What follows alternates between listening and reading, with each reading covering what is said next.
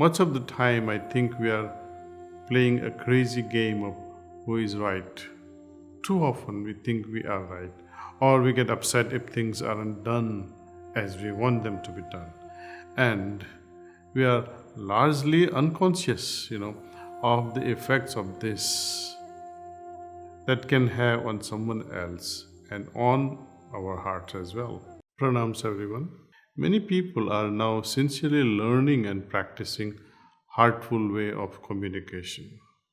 And I have noticed that the impact is going far beyond communication itself and is having a significant effect on people's overall spiritual state and more palpably their happiness. So, this is the power of heartful way of communication in practice, where learning new ways of relating with each other can transform us from outside in, and where compassion, which is empathy in action, can simply flourish. We forget how deeply ingrained our habits are and how conditioned we are in our communication. Much of the time, I think we are playing a crazy game of who is right.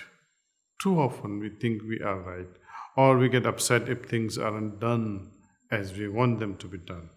And we are largely unconscious, of the effects of this that can have on someone else and on our hearts as well. We do this even in small things. Say your spouse or friend misplaces the train tickets and you both end up rushing late to the railway station. Would you be likely to say, "See, I was right, you had kept the tickets, not me. It's your fault that now we are going to miss the train"? See, such unkind words, we justify and defend ourselves, and this feeds our habit of wanting to be right. And chances are you will get into pointless and very painful argument. Such things are part of our so-called normal conversations, but they can be very damaging. We might win an argument, but what if we lose a friend? Do we really win if the other person feels hurt? Do we feel happy and at peace at the end of the day? I like this quotation from Dr. Wayne Dwyer. He says, I quote, "When given the choice between being right or being kind, choose kind," unquote. Another reason our communication becomes difficult is often because it's laced with likes and dislikes. Prejudices, we tend to assume how the other person is by our past impressions of them, isn't it? If it's a person you like, you happily converse. You go on talking. We have opinions about anything and everything. This liking and disliking, having strong opinions, keeps us in our heads and makes it difficult to have warm, heartful connections.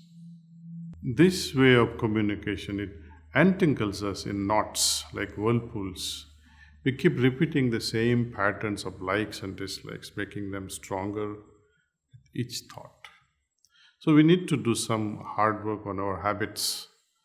Heartfulness way of meditation and cleaning both help us so much with this, and naturally we become more sensitive and observant.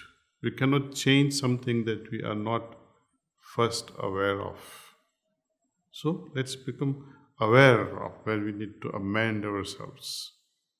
For example, if I don't realize that I have a habit of interrupting people before they finish what they want to say, haven't you noticed this again and again? How can I change?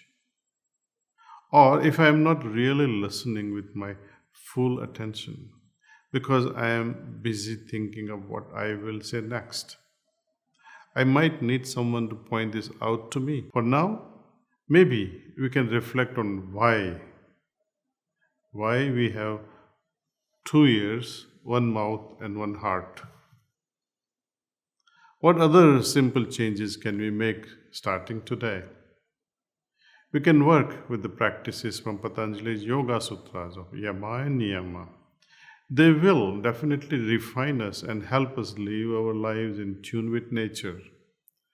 Niyama is all about developing positive habits. It's all about renewal. Humanity desperately needs this renewal right now. We need to cultivate joy. Let us meditate with joy and interact with joy. What will happen when we consciously and intentionally look for the good? Look for what we appreciate in each person we meet. Why not? This is an active choice we can make every moment, not to judge or harbor negative thoughts about them. However much we differ, human beings are still have more in common with each other than that which seems to divide us. It is not our differences that divide us, but it's our judgments about each other that actually divides us. We can also choose to nourish trust and generosity. We can choose to believe that someone's intention deep down is for our well being, because deep down it almost always is. We can intentionally practice compassion and kindness in our thinking and in our interactions, even in emails and WhatsApp messages. Just pause for a moment before you press that send button and check, is my message respectful? Is my message gentle? What I'm writing, is it kind?